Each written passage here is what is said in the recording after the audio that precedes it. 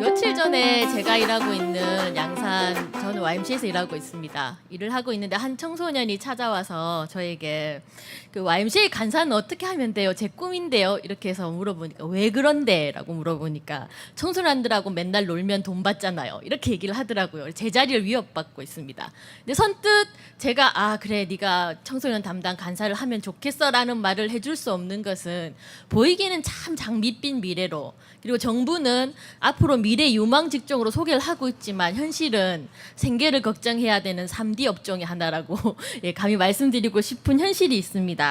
근데 또 뒤집어 결론적으로 얘기하면 청소년 단체는 사실 청소년 운동의 가장 최전선에서 청소년 운동의 트렌드를 앞장서고 있는 전위부대라고 할 수 있거든요. 그래서 저는 오늘 이 입장에서 보면 청소년 단체의 지원 이야기를 줄여서 이 영역에 대해서 오늘 말씀을 나누고 싶습니다. 앞서서 이창건 간사님이 설명을 잘 해주셨어요. 그 청소년 정책은 오랜 기간 동안 보호와 육성으로 나누어져서 발달해 왔다. 그래서 지금 사실은 우리 청소년 참여라는 부분들이 끼어들기 힘들게 만드는 가장 그 근원에 기조하고 있는 문제가 보호와 육성으로 나누어 와서 진행해 왔던 청소년 정책의 역사성이라고 생각합니다. 그래서 청소년 육성법이 만들어지고 기본법이 만들어지고 청소년 보호법이 만들어지고 뭐 청소년 활동진흥법 이런 법들이 만들어지면서 각각의 정책들이 실행에 들어왔는데, 그러면 이 과정 속에서 청소년을 어떻게 보냐 하면 한 부류는 청소년들은 보호해야 될 대상이다. 이렇게 위험군에 속해 있기 때문에 뭔가 보호해야 돼라고 생각하는 한 부류가 있고요. 다음 한 부류는 활동 쪽에 집중해서 청소년들은 자기 미래 세대의 지도력으로서 무슨 활동을 지원해야 된다. 이렇게 양쪽으로 구분시켜서 정책들이 발달해 왔습니다. 근데 역사는 흐르고요. 트렌드적으로 보면 2000년대 이후로 청소년 인권과 참여에 대한 얘기를 청소년들이 얘기하기 시작합니다. 그리고 실제로 교육청에 가면은 이렇게 딱 쳐다보면, 제가 인천교육청에 앞에 서서 보니까 민주시민 교육 양성이 주 목표로 갖다 붙여져 있더라고, 그 건물 앞에요. 그러면 민주시민이라는 개념도 들어옵니다. 참여라는 개념도 들어오고요. 근데 정책의 현실은 여전히 이 참여라는 부분이 구호에 멈추고 있지 않은가라는 것이 사실은 현실입니다. 그래서 결론적으로 제 얘기는 청소년을 보호와 육성으로 나누어서 진행한 정책의 패러다임이 전환되어서 청소년 참여라는 큰 그림 하에서 이 전체 영역들이 통합되어야 된다라는 얘기를 말씀드리고 싶습니다. 참여라고 생각하면 청소년이 자신의 삶에 영향을 끼치고 있는 모든 영역에 의사결정을 가지고 이 과정에 관여하는 과정으로, 쉽게 보면 지역사회에 있는 각종 모임이나 아니면 선거에 대한 참여나 아니면 뭐 항의 시위 참여까지 매우 다양한 형태로 청소년 참여를 얘기할 수 있을 텐데요. 사실은 이제 YMCA가 2000년 들어서 청소년 시민사회론을 얘기하기 시작했습니다. 청소년이 시민이고 시민으로서 참여해야 된다라고 하면서 그 역사가 지금 유럽을 비롯한 여러 선진국들은 청소년들에게 그저 서비스를 제공하는 그런 1단계에서부터 그 청소년의 시민 참여와 청소년들이 스스로 조직을 만드는 단계로까지 이행해 가는 과정들에 있다라는 얘기들을 나누고 있습니다. 그래서 저희는 기본적으로는 청소년의 시민 참여는 청소년들에게 정치 교육을 해야 되고, 이 과정 속에서 협의하고 토론하는 법과 합의하는 법들을 가르쳐야 하고, 이 과정들에 스스로 개입하게 하고 청소년들이 주도적으로 청소년들의 조직을 만들어 나가야 된다라는 과정들로 되어 있는데요. 이제 이것들을 위해서 이미 이제 뒤에 이제 우리 허영란 대표님이 얘기하실 건데, 이번 청소년 모의 투표 결과를 통해서 청소년들은 이미 그 시민 참여와 청소년 조직화의 과정들에 충분한 역량들이 있다라는 수준은 확인이 됐습니다. 결론적으로는요.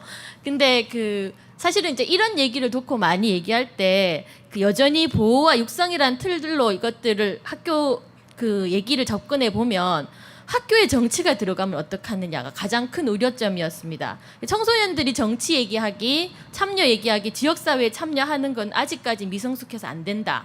그리고 학교가 갖고 있는 학제에 맞춰 가야지 어디 고3 학교 현장에서 정치 얘기를 하느냐, 선거 얘기를 하느냐라는 얘기를 저는 이제 촌에서 와서 그런지 모르겠지만 그런 얘기를 가장 많이 들었습니다. 그래서 그런 얘기들을 듣고 이 보호와 육성으로 왔던 정책은 청소년들에게 그 청소년 단체가 이런 활동을 하면 지원금을 끊는다. 혹은 뭐 빨갱이 단체이다.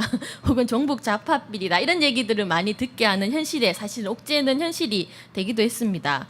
근데 프랑스 같은 경우는 사실 고등학교 때 이미 정당에 가입하고 정당 참여들을 하고 그 정치 참여 활동들을 활발하게 하고 있거든요. 우리도 못할 이유가 하나도 없는데 그 오래된 그 보호와 육성이라는 개념에서 가져왔던 보호해야 될 존재 혹은 그 미래 세대의 지도력 이렇게만 가버린 현실이 청소년 참여를 막고 있는 정책이 아닐까라는 생각을 하고요. 청소년 참여의 주된 정책 영역이 또래를 중심으로 청소년 스스로 참여하고 지역을 중심으로 지역 안에서 참여를 하고 청소년을 둘러싼 정책 과정에 참여를 하고 단체에 들어올 수 단체에 자율적으로 참여하게 되고 사이버로도 참여할 수 있다라고 학자들은 얘기하고 있습니다. 근데 이 모든 참여의 정책을 아우르면서 그 역할을 담당하고 있는 중심에 사실은 이 청소년 단체가 위치하고 있는 것입니다. 근데 지금은 청소년 단체는 사실은 많이 이제 들어보셨겠지만 이제는 청소년 단체를 찾아보기 힘듭니다. 고사했다라는 얘기를 많이 듣는데요. 죽어 말라 삐뚤어져서 이제 찾아보기 힘들다라는 게 사실 청소년 단체의 현 주소다라고 보시면 정확할 것 같고요. 지금 이 자리에 올라와서 제가 하고 싶은 얘기도 현재 한국 사회 2017년 한국 사회 청소년 단체는 정말 말라 삐뚤어지고 있는 상황이다라는 얘기를 하고 싶은 것입니다. 그 이유가 정부의 예산 지원이 축소되고 관심도 없고 공공 청소년 시설이나 기관 중심으로 청소년 정책이 그 상명하달식으로 내려오는 라인들을 만들어 놓았고 그리고 그런 이유 때문에 자발적이고 자생적인 청소년 단체들이 위축되고 소멸되고 있는 것이 그 사실이고 이 현장의 목소리들을 지금 출범하시는 문재인 대통령의 정부는 좀 들어주시면 좋겠다라는 생각이 있습니다. 그렇지만 이게 무조건 달라고 요구하는 것이 아니라 청소년 단체도 스스로 이렇게 자기 아이덴티티를 가져야 되는 그런 그 상황에 있고요. 그래서 두 번째로는 청소년 단체 스스로는 청소년 참여라는 동동의 목표를 두고 이 목적 안에서 청소년 단체 지원 정책을 다시 세팅해야 된다라는 얘기를 하고 싶습니다. 사실 청소년 단체 고사 정책은요. 그 청소년 정책 예산이 보호복지 상담 분야 혹은 뭐 국립수련시설을 짓는데 돈이 다 들어가고 그리고 그 제2의 교육 영역이라고 할 수 있는 학교 지역사회 활동진 청소년 단체 활동에 대한 예산 지원은 극히 미비하다고 할 수 있는데요. 이렇게 얘기하면 극히 미비가 어느 정도냐 하면 그 현재 전국에 있는 청소년 단체 법인은 약 한 1,100개 정도 있습니다. 2013년에 조사를 하니까요. 근데 청소년 주무부처로부터 예산을 지원받고 있는 단체는 그 한국 청소년 단체 협의회 청협 산하의 회원 단체 30개 정도가 지금 지원을 받고 있고요. 그러니까 1,100개 중에 30개 정도 받고 있고 이 연간 지원액을 평균해서 보면 평균 한 300에서 400만 원 정도의 수준에 불과한 것이 지금의 현실입니다. 이것도 6년 동안의 변동 없이 그대로 이런 상태가 유지되어서 사실상은 계속적으로 줄어들고 있는 것이 그 사실이고요. 근데 그럼에도 불구하고 또 청소년 단체에서 활동하고 있는 청소년들의 수도 또 계속적으로 같이 병행해서 줄어들고 있어서 조직 회원의 숫자가 감소되면 또 이 청소년 단체도 문 닫아야 되고 이런 현실들이 계속 가고 있습니다. 그래서 이번 선거를 맞이해서 한국 청소년 수련 시설 협의회와 청소년 단체 협의회가 문재인 대통령에게 그러니까 대선 공약으로 이런 부분들을 채택해 달라라고 하는 여러 가지 자료를 보면서 그중에 청소년 단체 지원을 뽑아서 제가 이제 열심히 읽어보니까 한 줄로 요약하면 그거예요. 죽어가고 있는 청소년 단체에 제대로 된 지원을 좀 해달라라는 얘기를 줄여서 하면 얘기인데요. 이런 내용들을 기반으로 해서 그동안 YMCA가 청소년 단체로서 청소년 단체의 지원이 이렇게 되어야 된다라고 논의했던 바들을 정리하면 다음과 같습니다. 일단 청소년 참여를 중심으로 청소년 단체 활동을 재정립을 우선 해야 되고요. 그래서 YMCA는 청소년 연구소를 바탕으로 해서 새롭게 청소년 상이 어떻게 가야 될지 정립을 했고 이런 고백을 바탕으로 청소년 참여를 중심으로 한 단체 활동 내용으로 활동 방향을 잡았습니다. 청소년 참여를 하겠다라는 청소년 단체가 청소년 참여의 방향으로 나가겠다는 고백은 결국 어떤 고백이냐 하면 지역사회 참여로 나갈 수밖에 없다라는 얘기고요. 이 지역사회 참여로 나갈 수밖에 없다라는 건 지역사회에서 일어나고 있는 다양한 교육, 정치, 문화, 경제, 환경 전체 영역에서 다 청소년들이 참여해야 된다라는 얘기를 고백할 수밖에 없습니다. 그래서 그 여태까지는 지역사회가 청소년을 동원 대상으로 축제 한번 하면 뭐 몇천 명 동원할 수 있는 쉽게 동원할 수 있는 동원 세력으로 보거나 아니면 그나마 참여 과정에서 끼워주기식으로 토크니즘이라고 얘기하죠. 끼워주기식으로 한두 명 끼워 넣거나 이런 일이 되지 않도록 감시 모니터링 했다면 지금은 훨씬 더 적극적으로 나가서 청소년 참여 예산제, 청소년들을 대상으로 벌어지는 정책에 대한 부분들이나 이런 예산 부분들은 청소년들이 직접 세우겠다라는 청소년 참여 예산제나 청소년들이 선거에 직접 참여하겠다, 청소년계를 대표할 수 있는 비례 대표제를 넣어달라 국회에 뭐 이렇게 얘기하는 참여를 권리로 얘기하는 지역사회 운동으로 나아가고 있습니다. 그래서 이런 청소년 참여를 중심으로 하는 청소년 단체의 활동으로 이렇게 기본적으로의 내용이 정립되고 나면 이런 것들이 가능하게 하기 위해서 지역의 구성원으로 청소년 시민으로 제대로 된 참여를 위한 중간 거점 지원 시스템이 마련돼야 됩니다. 그래서 지금까지는 보호와 복지를 위주로 한 중간 거점 지원 센터, 예를 들면 뭐 상담 지원 센터나 활동진흥원 같은 이런 중간 거점 센터가 있었다면 현대적으로 청소년들의 참여 트렌드에 맞춘 청소년 마을 만들기 지원센터, 청소년들이 마을에 살고 있는데 청소년들이 마을 만들어야 되는 부분이면 청소년 마을 만들기 지원센터, 뭐 청소년 민주시민 참여센터 혹은 인권센터, 뭐 혹은 청소년 사회적 기업 지원센터, 이렇게 청소년들이 직접 참여할 수 있는 이 참여의 그 라인으로 만들어지는 중간 거점 지원센터가 마련되어져야 되고요. 이런 것들을 만들고 그리고 청소년들이 마을과 지역사회 시민으로 참여할 수 있는 활동을 지원하고 네트워킹할 수 있는 이 중간 거점 기관들을 만드는 것을 지자체와 정부와 청소년 단체가 협치를 통해서 뭐 가버넌스를 통해서 만들어가는 정책이 실제로 필요한 시기이다라는 얘기를 드리고 싶습니다. 사실 또 청소년 단체의 미래를 좀 생각해 보면요, 지금처럼 이렇게 법적으로 깐깐하게 만드는 어떤 형식화된 청소년 단체라기보다는 청소년들이 자율적으로 스스로 이렇게 만들어가고 때로는 성공하기도 하고 실패하기도 하는 유연성이 가미된 융합되어져 있는 청소년 단체들이 많이 나와질 것이라고, 지금의 청소년 단체와 굉장히 좀 다른 형태의 청소년 단체들이 이렇게 출범할 것이라는 생각들이 들고요. 그럴 경우에는 청소년 주도의 참여 활동을 주로 하는 청소년 단체들이 만들어질 텐데, 이 과정에서 청소년들은 자율적으로 동아리나 회를 만들기도 하고 자발적으로 정치 단체나 이런 단체들을 만들기도 하고 협동조합을 만들기도 하고 사회적 기업을 만들기도 하고 할 텐데, 이러한 청소년들의 활동들을 지원하는 역할들을 사실은 기존에 있는 청소년 단체들이 담당하게 될 것이라고 예상해 봅니다. 앞으로는요.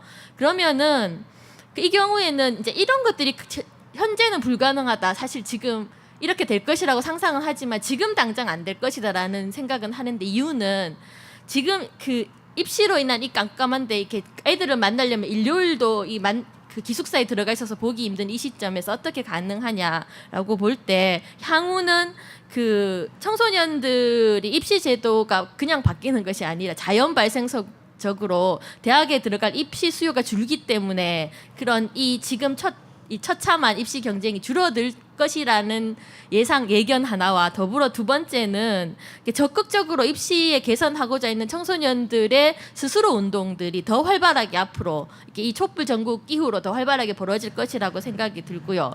이런 청소년 세대가 숨통을 트게 하는 이 외부의 요인들이 함께 동반할 때 지금 얘기했던 청소년 참여가 활발하게 이루어지고 이걸 바탕으로 한 청소년 단체가 살아날 수 있을 것이라고 생각되는데, 그러면 이 청소년 단체가 실제적으로 청소년 참여와 함께 청소년을 둘러싼 생태계를 바꾸는 운동에 적극적일 수밖에 없고, 근데 이 중요한 역할을 담당하고 있는 청소년 단체와 청소년 지도사, 청소년 운동가들이 어쩔 수 없이 생계 때문에 그만두는 1년 단위로 직원을 뽑아야 되는 이런 서글픈 현실을 극복할 수 있지 않을까. 이걸 위해서 개성과 이 청소년 단체의 활동가들이 생계를 위한 이직이 발생하지 않도록 지속 가능한 삶을 위한 근로환경 개선이나 지원책들이 정말 필요로 하다라는 생각들을 합니다. 이제 시간이 사족을 좀 덧붙이자면 저희가 이제 YMCA가 2007년도에 아일랜드로 분단과 갈등을 치유한 청소년 단체 NGO 과정들의 학습 스터디 투어를 간 적이 있는데요. 그중에 제가 가장 기억에 남은 그 내용은 지역사회 갈등을 치유하는 민간 거버넌스 프로젝트가 최소가 5년 단위였습니다. 기본적으로 5년이라는 밑그림을 그리고 난 다음에 갈등을 극복하는 지역사회 프로젝트를 진행을 하는데요. 저희는 딱 깨놓고 말해서 몇 개월 단위 프로그램, 그리고 다음 기회에 프로포즈를 하려면 지난 거랑 똑같은 거라도 들어가면 탈락 요인이 되는, 그래서 이렇게 아주 좁은 미시적으로 청소년 단체를 당근과 채찍으로 경쟁을 유발시키는 곳으로 계속 옥죄고 있는 것이 현실입니다. 이런 것들이 이렇게 바뀌어져야 되고요. 청소년 단체의 특성화 전략을, 사실은 청소년 단체가 앞서 말씀드렸듯이 가장 청소년 운동, 청소년 권리 참여로서의 그 앞서가고 있는 민주 시민 교육과 열린 지구 시민 교육의 컨텐츠를 담아낼 수 있는 곳이 그 내용들을 담아낼 수 있는 게 청소년 단체가 가장 실질적으로는 앞선 트렌드를 실험하고 도입하고 실천할 수 있는 전위부대 역할을 할 수 있는 곳이 청소년 단체라고 생각되면요. 그렇다면 이 청소년 단체와 이 정부와 학교와 지역 사회는 파트너십의 관계들을 가지고 가야 됩니다. 근데 저희 오랜 20년 넘는 청소년 단체 생활 속에서 한 번도 파트너십이라는 관계로 이렇게 사람들을 만나본 적은 없는 것 같고요. 저희가 이번 얘기하지만 철저한 갑을 관계로 지금 만나고 있습니다. 새로 출범하는 정부는 이 파트너, 정말 말 그대로 이 파트너십이 어떤 것인지를 이렇게 만들어내면 좋겠다라는 생각들을 하고요. 청소년 정책은 말 그대로 청소년 목소리에서 나온다는 것이 상식적인 얘기입니다. 이 상식이 받아들여지기를 원하고, 그래서 청소년 단체는 이 청소년 목소리를 듣기 위해서 다수의 토론회, 포럼, 간담회, 지금처럼 열린 포럼 이런 것들을 이제 하고 있습니다. 그렇다면 이 청소년 단체 역시 정책의 입안, 청소년과 관련된 정책 입안과 실행과 평가 과정 전 과정 속에서 이 파트너십으로서의 기능하면서 이 과정들의 실질적인 한 행위 주체로서의 권리를 주장하고, 이것이 제도적으로 보장받아져야 된다라는 생각을 합니다. 현재는 결론적으로 이 청소년 단체를 하고 있는 많은 민간 영역에 대한 철저한 불신과 배제의 고리를 끊어야 될 시점이고요. 이 협력하여 실제로 이 파트너십을 만들어가는 환경이 세팅되어져야 되고, 이것이 제도적으로 보장되어지는 것이 청소년 단체에서 청소년에게 늘상 권리와 참여를 얘기하지만 본인들의 권리와 참여는 하나도 잘 못하고 있는 청소년 단체 입장에서 오늘 이 마이크를 빌어서 하고 싶은 이야기였습니다. 감사합니다.